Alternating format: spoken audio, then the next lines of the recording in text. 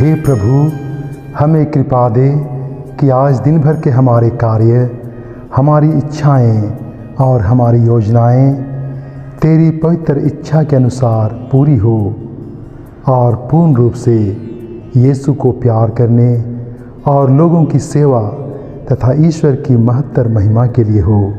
आमीन।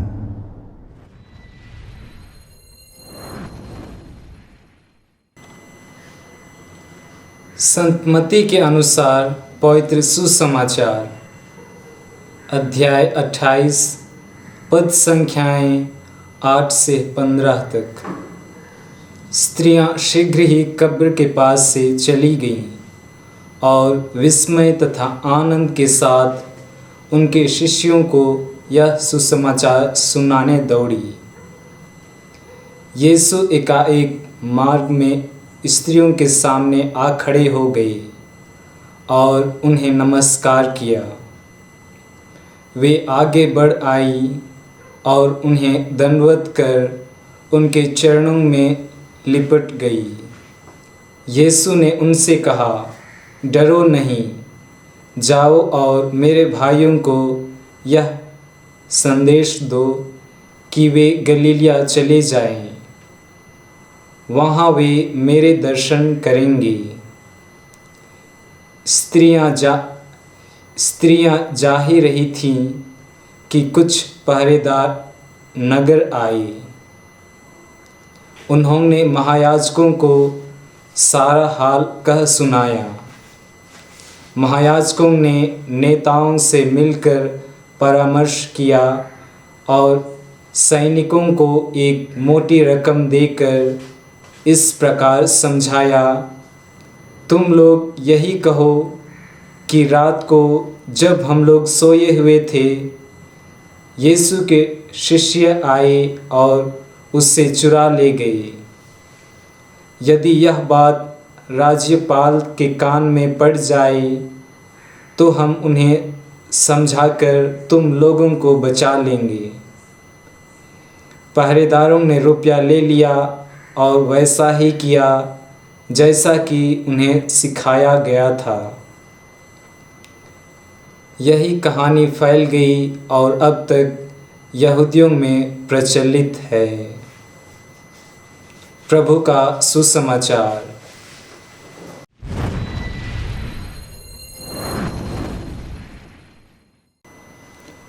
प्यारे भाइयों एवं बहनों, यीशु के शव का कब्र में ना होना स्वर्गदूतों का संदेश कि यीशु जी उठे हैं। ऐसे समय ऐसी खबरों का आना जब वातावरण बोझिल है। इन दिनों की घटनाएं बिल्कुल अनुकूल नहीं रही हैं। अतः स्त्रियों के भीतर डर, भय, आशंकाओं के बीच विस्मय और आनंद जैसे मिश्रित भाव का होना लाजमी था। फिर भी वे सुसमाचार सुनाने चल पड़ी थी। मार्ग में यीशु के दर्शन ने स्वर्गदूत के संदेश को पुख्ता कर दिया। और विस्मय और आनंद के भाव थे जिसे उन्होंने यीशु के चरणों में लिपट कर जाहिर किया। पुनर्जीवित यीशु के आदेश पर वे शिष्यों को जाकर बताते हैं कि वे गलीलिया में मिलेंगे। यीशु के पुनरुत्थान में विश्वास करने के लिए आज के पाठों पर गौर करेंगे तो ये कुछ बिंदु नजर आएंगे। पहला, कि ईश्वर की पहल से ही हम पुनर्जीवित मसीह को पा सकते हैं, पहचान सकते हैं। कब्र के पास स्वर्गदूत की उपस्थिति तथा रास्ते में यीशु का स्त्रियों से मिलना। इसके अलावा बाइबल में कई पावन ईश्वर की पहल के उदाहरण मिलते हैं। अन्यथा इस्राएल के सारे घरानों को जो ईश्वर की चुनी हुई अपनी प्रजा को पुनर्जीवित यीशु मसीह को पहचानने का मौका नहीं मिला। ईश्वर ने शायद यही योजना बनाई थी कि नियत समय पर निश्चित व्यक्तियों द्वारा यह शुभ संदेश सुनाया जाएगा और सुनकर लोग विश्वास करेंगे। इसके लिए तैयारी की ज़रूरत होगी, जिसके अंतर्गत यीशु प्रेरितों को उनके अपने प्रदेश गलीलिया में मुलाकात करेंगे। पुनरुत्थान के संबंध में दूसरा बिंदु कहा जा सकता है कि यीशु ने उन्हें उसी परिवेश में मिलना चाहा जो जाना पहचाना था, जहाँ सब कुछ अपना जैसा हो, अर्थात वो साथ बिताया हुआ पल, यीशु द्वारा बताई गई बातें, उनकी शिक्षा, उनकी भविष्यवाणी, उनके द्वारा किए गए अद्भुत कार्य भी सब कुछ परिचित हो। मिलन ऐसी तैयारी के साथ ऐसी जगह पर हो जो खुद ब खुद बयां करें कि यीशु जी उठे हैं और इसे सारा वातावरण बताए। यीशु के पुनरुत्थान संबंधी नबियों के कथन शिष्यों के दिलो दिमाग में घर कर जाएं।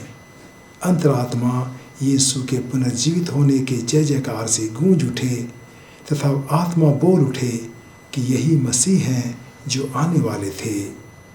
इसी के साथ एक तरफ भी जगाए कि इस बात को सारे लोगों को बताना है।